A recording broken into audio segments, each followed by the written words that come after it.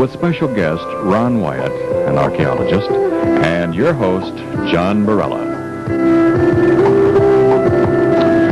Noah's Ark. The Bible tells us in the book of Genesis chapter 8 and verse 4 that the ark rested in the 7th month on the 17th day of the month upon the mountains of Ararat. Of course, the mountains of Ararat are found in modern-day Turkey, and our guest today is none other than the official discoverer of Noah's Ark, Ron Wyatt, an archaeologist. Ron, now you are obviously a very famous individual, being considered officially by the Turkish government as the discoverer of Noah's Ark. Well, whether I'm a famous person or not is not real important, John. What we have found is one of the artifacts from antiquity that is in the Bible narrative, and I'm very thrilled to have had a part in its documentation. Now, there are many people who have claimed to have discovered, of course, Noah's Ark, but the Turkish government, as we mentioned, has determined you as the official discoverer of the Ark itself. The way they explained that was that if there was a diamond out in the street and hundreds of people came along, picked it up, looked at it, kicked it around, threw it down, then somebody came along and picked it up and said, hey, that's a diamond, that the person that recognized it for what it was first was the discoverer. So even though this boat-shaped formation was filmed in an aerial survey in '59, appeared in Life magazine, Reader's Digest, and a group actually went out there in 1960, but after blowing some holes in it and doing some digging, they just said it was nothing of archaeological interest. Now, there are many people, Ron, who consider the book of Genesis and many of the stories in Genesis, such as Noah, of course, to be mythological and just to be considered as allegories and not actually to be taken literally. And yet we read in the Bible where the ark came to rest upon the mountain of Ararat. Now, is there a literal mountain of Ararat? We have a slide here that we'd like to show you people. Yes, it says mountains, John, plural, of kingdom of ancient Urartu. But we do have a slide here showing a very impressive mountain, and this is Mount Ararat in eastern Turkey. All of these cloud-shrouded peaks in antiquity were revered, being the abode of different gods. In Greece, it was Olympus, where Zeus and all those folks lived. Those were mythological How many mountain characters. peaks are located right in this? Well, it's like the mountains thing, the Rocky Mountains, John. This whole area of eastern Turkey was included in the ancient kingdom of Urartu, or Ararat. Mm-hmm. And so there's a lot of mountains out there.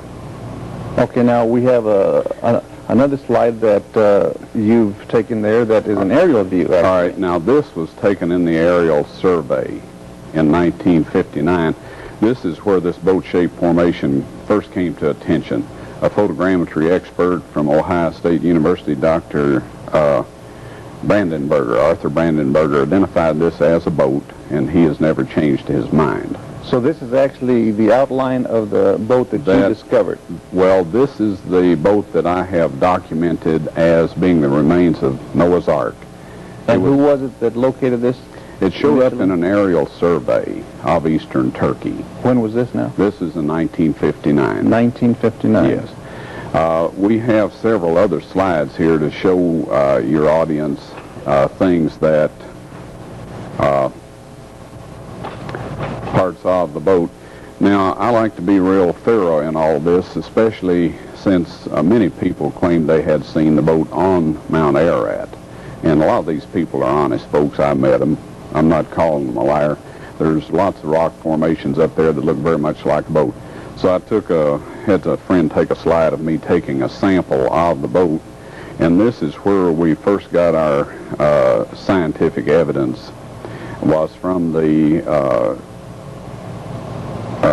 samples that we took out there. Their analysis showed this to be decayed wood, and then, surprisingly enough, it showed a high metal content. So from that point, we went into metal detectors, and on these other slides as we progress along here. All right, now this is the boat formation as photographed in 1984. I took Jim Irwin, Marv Steffens, Jim Irwin being the former astronaut. Right, Apollo 15 moonlander pilot. Very nice gentleman, very good Christian man. Here's a man that went to the moon, and he went to find the Ark of Noah. That's correct. That's correct. He hasn't been as convinced as I have that this is the actual remains. If the audience will look along the side here, you can see the rib timbers reflected in the outside. Our metal detection equipment and our subsurface interface radar equipment has verified that that indeed is timbers. So all of the technological equipment that you took there confirmed your findings? That's correct, yes. If, say, for example, if we had taken the radar scanner out there and nothing would have shown up on it, then, we wouldn't have the evidence that we have today.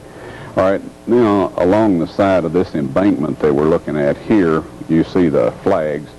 These are reflections of rib timbers along the side of the boat. Also, the white tape shows the presence of a keelson, which parallels the keel and is part of the, structure of a boat. And all of these things are present in this formation. Now, when people think about someone finding Noah's Ark, of course, some would think that you would find a boat with the cages and some of this. Now, were you able to determine anything like this? There's a lot of metal in there. We have found the outline of chambers in the craft. Some of these are shown to be clear of any debris. They're open at this point in time. So you were actually able to penetrate with your technical, with your high-tech equipment. Right. That there's actually chambers within. That's correct. Yes. Now the size of those chambers indicates that Noah took small animals or just weaned animals on board, and so the big lumbering elephants and things of that nature apparently weren't there. They took youthful ones in, and. We were able to use metal detectors, and this is Dr. John Baumgartner, who we invited out to the site and just recently got back from a trip out there. We were able to measure the depth of the deposit through an earthquake crack in 1979. Dr. Baumgartner took some very elaborate core drilling equipment out and confirmed the depth of the deposit as being 12 feet like we originally arrived at. Now we have here a photograph of some of the people that we took out there in 1984, and we have, this is me I was a little younger and the hair was a little different shade than that at that point in time. Here's the boat formation right here. Now what is remarkable about this site is that we were able with a metal detector in 1984 to dig in and find a petrified timber. And laying right alongside that timber is an iron bracket. We took samples of these things, had them analyzed, and that's exactly what it is. It's what it looks like. It's what the metal detector showed it to be, and the chemical analysis showed it to be 91% iron. Now, was this Ark found actually on Mount Ararat itself? No, John, it was found right across the valley from that site, approximately 12 miles away from it. Now, Ararat's an active volcano that its last hurrah to date was in 1849, and this blew a massive chunk out of the side of the mountain, destroyed the Ohura, village of Ohura, and wiped out the monastery known as St. Jacob's Monastery. All right, this is a look at the boat here on the site with some of the ribbons that we placed on it.